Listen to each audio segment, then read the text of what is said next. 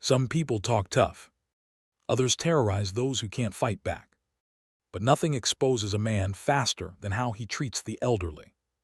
So when a pack of outlaw bikers stormed into the diner, shoving chairs aside, grabbing a trembling 100-year-old woman by the throat, demanding she sign over her farm, everyone froze. Customers hid behind menus. Waitresses backed into the kitchen. No one dared move.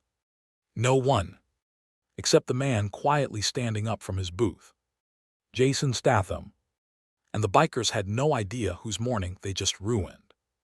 Before we continue, thank you so much for watching and supporting our stories. If you're enjoying this one, please take a moment to hit that like button and subscribe. It helps us bring you even more powerful stories just like this. Now, let's get back to it. Most people in town only knew Margaret Calloway as the old lady with the big sun hat who sold apples at the Saturday market. They had no idea she was 100 years old, still rising at 4 a.m., still tending her farm with hands cracked by soil and decades of quiet resilience. They had no idea she had outlived a world war, 2 husbands, and more heartbreak than most people could imagine. They also had no idea her farm, those 14 acres of stubborn earth, was the last thing she owned. The last piece of her history. Her entire world.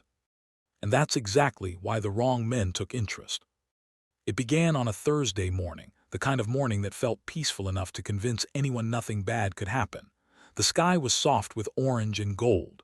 The birds were louder than usual. Margaret sat at her small kitchen table, pouring herself tea, staring out the window at the oak tree her father planted when she was 5. She whispered to it, "You and me, old friend, we're still here." That's when she heard the motorcycles. A distant rumble. Growing louder. Heavier. Her fingers shook slightly against the warm mug. They had been coming for 2 weeks now. Not every day. Not always the same group. But enough that the neighbors had stopped calling it a coincidence. The Ridge Reapers, a gang notorious in the nearby counties for extortion, had decided Margaret's farm was prime real estate. They wanted the land, wanted to expand their operations, and they had a rule. If intimidation didn't work, force would.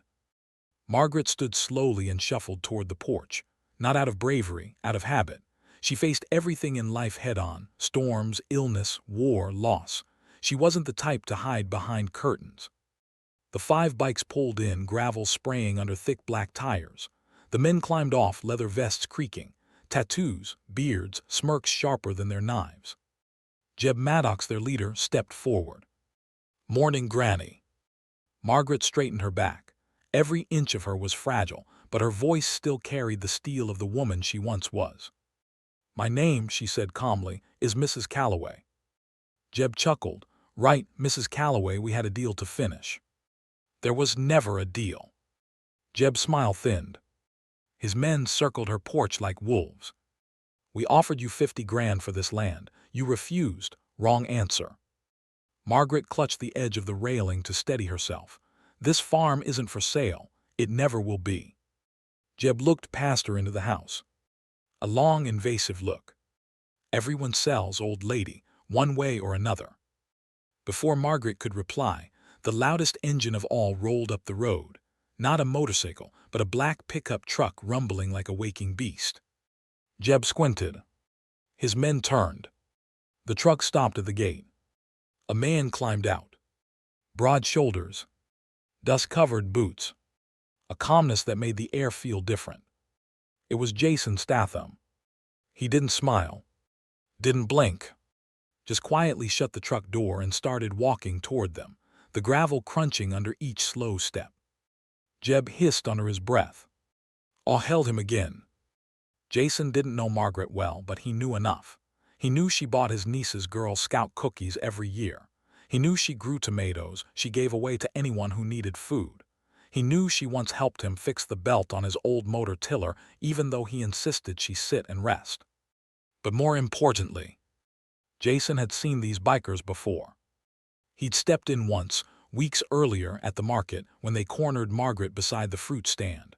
They backed off then, but only because they weren't ready for a public fight. Now they were back. And now it wasn't public. Jason approached the porch calmly, stopping beside Margaret. "You all right, ma'am?" he asked softly. Margaret nodded once, her chin trembling. Jason turned his head slowly toward Jeb. "You boys are trespassing." Jeb scoffed. "We're having a conversation." "Conversation's over." Jeb stepped forward, chest puffed, breath hot with arrogance. "What's your business here? You are guard dog now." Jason didn't answer. He didn't need to. His silence alone pushed Jeb back half a step.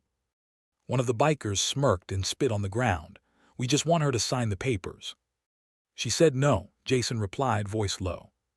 "Then we'll make her say yes." Jason's jaw clenched. Margaret's hand tightened around his sleeve, fragile and trembling. Jeb moved first. He grabbed Margaret by the arm, slow at first, then yanked her with sudden force, twisting her wrist backward. She gasped. Jason moved. Not with rage. Not with hesitation. With precision. His hand snapped forward, seizing Jeb's wrist, twisting it just enough for Bone to scream without breaking. Jeb dropped Margaret instantly, letting out a grunt. "Wrong move," Jason murmured. The other 4 bikers surged forward at once, spreading out like a pack ready to tear something apart. Jason stepped in front of Margaret. "Stay behind me." His voice was steady. Not loud. Not angry. But assured. Unshakable. Jeb was rubbing his wrist, face twisted with pain and fury. "That's it," he snarled. "Teach him a lesson." The first biker swung a chain. Jason ducked, grabbed the man by the jacket, and slammed him into the porch rail so hard the wood groaned. The chain clattered to the ground. Another lunged with a knife. Jason sidestepped, caught his arm mid-thrust and drove an elbow into his ribs. The man dropped to his knees, air knocked clean out of him. 2 more circled, one with a bat, the other with brass knuckles. Jason exhaled slowly. He didn't want to fight. Didn't want to hurt anyone. But there are lines you do not cross. And laying hands on a 100-year-old woman was one of them. The biker with the bat swung high. Jason blocked the strike with his forearm, grabbed the bat, turned his wrist and cracked it against the man's knee. The biker screamed and collapsed. Brass knuckles lunged. Jason grabbed his fist midair, twisted sharply, and sent him crashing into the porch steps. 4 were down. Only Jeb remained. He stared stunned. His bravado flickered. His certainty crumbled. Jason stepped forward. "You get one chance to walk away," he said quietly. Jeb's face twisted into something uglier than fear. "Old hag's gonna sell," he spat, "even if I have to." Jason grabbed him by the vest, slammed him against the wooden pillar so fast Jeb's sentence died in his throat. "You're done," Jason growled. "You hear me? You don't come back, you don't call, you don't send anyone. This farm is off limits, forever." Jeb swallowed, breathing hard. But he wasn't beaten enough to accept humiliation, not yet. He darted his eyes toward his fallen men, then toward Jason, then toward Margaret. "This isn't over." Jason leaned in further. "Yes," he said, "it is." He let go. Jeb stumbled backward, nearly tripping over the porch steps. He snapped at his men to get up, barely managing to gather them. One biker limped. Another held his rib. Another dragged the man with the smashed knee. They climbed onto their bikes, engines sputtering. Before they sped off, Jeb pointed 2 fingers at Jason like a threat. "You're gonna regret this," he snarled. Jason didn't flinch. The bikes roared away, dust swirling in their wake. Silence settled. Sharp. Heavy. Disbelieving. Margaret exhaled shakily, her whole body trembling from adrenaline and fear. Jason turned gently toward her. "You all right, ma'am?" She nodded, but tears caught in her eyes. I didn't expect anyone to come." Jason placed a steady hand over hers. "You don't deserve to fight threats like that alone." Margaret looked up at him, her voice small. "You think they'll stop?" Jason didn't lie. "No," he said softly, "they won't." He looked down the road where the bikers vanished, then back at her. "But I'm not letting them take your home." Margaret blinked. "Why?" she whispered. Why would you help an old woman like me? Jason looked around at the farm. The leaning barn, the apple trees, the stubborn fence posts that had stood a century, the soil tilled by hands long gone. Because this place matters to you, he said, and because some things are worth protecting. Margaret's lips trembled. Thank you, son. Jason helped her back inside, made her tea, repaired the porch rail where the biker hit it, and then stepped outside to call someone. What he didn't know was this. The bikers weren't retreating. They were regrouping. And the next time they came, they wouldn't come to negotiate. They'd come to destroy. But Jasonstatham was ready. And he wasn't going anywhere. Jason didn't sleep that night. He stayed on Margaret's front porch, sitting in a wooden chair that creaked every time he shifted. The moon washed the field silver. The crickets were loud enough to mask small sounds, but not the rumble of engines if they came back. He waited. He watched. He listened. Inside, Margaret slept in her recliner with the television on low, her small dog curled at her feet. Jason had insisted she rest. She resisted at first, but exhaustion finally claimed her. Jason sat without moving for hours. He wasn't afraid for himself. He was afraid for her. For people like Margaret, violence didn't look like a threat, it looked like an ending. One shove could break a bone. One wrong move could end her story. And that was not a risk Jason was willing to take. As the night deepened into silence, Jason glanced down the long dirt road, remembering Jeb's last words. You're gonna regret this. He knew exactly what that meant. Men like Jeb didn't forget humiliation. They didn't let go of grudges. They didn't allow anyone to make them look weak in front of their men. And worst of all, they always came back with backup. Jason stayed awake until sunrise, eyes fixed on the road. When dawn finally broke, soft and gold, he went inside to check on Margaret. She was snoring softly, wrapped in a thick blanket that reached her shoulders. Jason smiled faintly. Tough old woman, he thought. He scribbled a note and left it on the coffee table. Had to leave for a bit. Lock the door. Don't go outside until I get back. Jason. He stepped outside and headed toward town. There was something he needed to do before trouble arrived. By mid-morning, the Ridge Reapers were in full uproar. Inside an abandoned auto shop on the outskirts of town, 18 motorcycles were parked in tight formation. The men milled around angrily, some sharpening blades, others pacing, others cursing under their breath. Jeb sat on a metal chair with his wrist wrapped in a makeshift brace. His face was sour with a mix of rage and humiliation. A biker named Harlan stood over him, arms crossed. You said she was just an old lady, he growled. You didn't say we'd be dealing with him. Jeb glared. I didn't know he'd be there. Everybody knows Jasonstatham doesn't meddle unless he's got a reason. So why was he protecting her? Who cares? Jeb snapped. He embarrassed us, that's reason enough. Harlan stepped closer. A lot of us ain't looking to get broken ribs over a damn cabbage patch. If you want to pick a fight with him, you go ahead. But don't expect the rest of us to throw ourselves into a blender. Jeb slammed his good hand on the table. We're finishing what we started. The boss wants that land. He doesn't care how old she is. If we don't get it done, he'll come after us. Silence rippled across the room. The boss meant Vince Guerin, leader of the entire Ridge Reapers chapter, a man 10 times more feared than Jeb. Vince wasn't just violent, he was calculating, ruthless, a strategist with no conscience. If he wanted the land, he would get it. Or someone would pay for failing him. Finally, Harlan exhaled hard. Fine, he muttered. We'll go back, but we're going in heavy this time. How many? Jeb asked. Harlan cracked his knuckles. Everyone. Meanwhile, Jason parked his truck in front of the sheriff's station. He walked inside, nodding at the receptionist, and headed straight for the office of Sheriff Douglas Price, a man in his late 60s with a belly that strained his uniform buttons and a grumpy scowl permanently stuck to his face. Price glanced up as Jason entered. Oh, you again, the sheriff sighed. What's it this time? Jason didn't sit. It's about Margaret Calloway. Price groaned. What'd she complain about now? The raccoons again, the neighbor's rooster. Jason leaned forward. She's being targeted by the Ridge Reapers. The sheriff froze. Come again, he said, tone changing instantly. They've been harassing her. They tried to force her to sign away her land. They put their hands on her yesterday.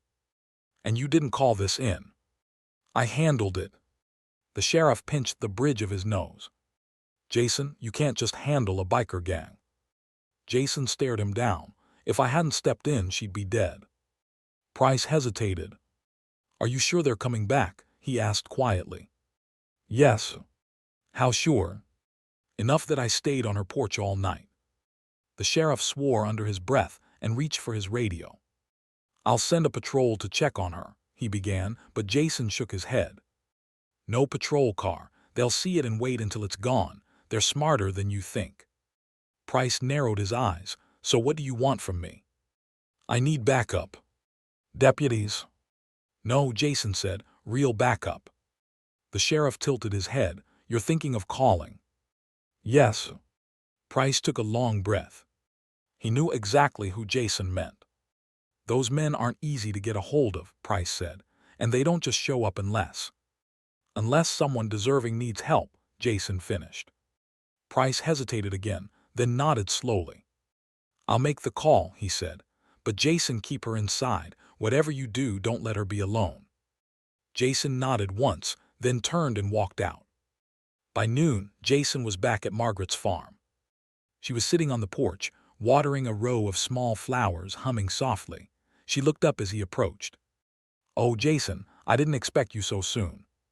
Did you lock the door like I asked? Yes, dear, though I'm not sure what good a lock does against men like that. Jason stepped beside her. How are you feeling? She smiled weakly. Well, I'm not dead, so I'd say better than yesterday. Jason couldn't help a small laugh. You're tough. Old women have to be, she replied. Life doesn't go easy on us. Jason sat next to her, scanning the tree line. Margaret set down the watering can. Jason, I'm not foolish. I know they're coming back. He didn't reply. You wouldn't be here if you thought otherwise, she added softly. Jason turned toward her.